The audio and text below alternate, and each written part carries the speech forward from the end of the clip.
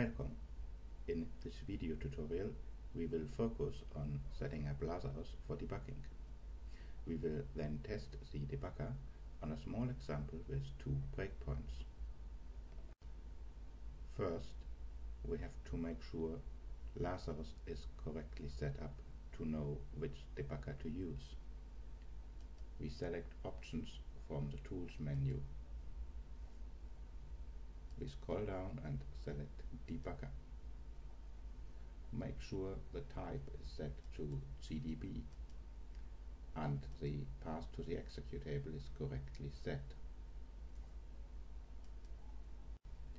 I have prepared a small sample application with 2 buttons, but before we can start debugging it, we must make sure to set up the options for the project. Select Project Options and go to the Linking tab. Make sure Generate Debug Info is set.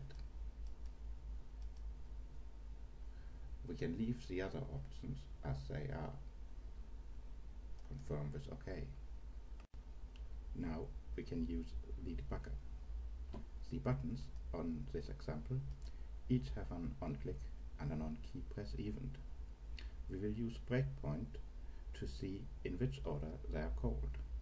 To set a breakpoint, we click the left gutter in front of the line on which we want the application to be stopped. A red dot indicates the breakpoint that we have set. We set another breakpoint on the other line in the other event. Okay, let's start the application and see what happens. We press the Run icon and the application comes up.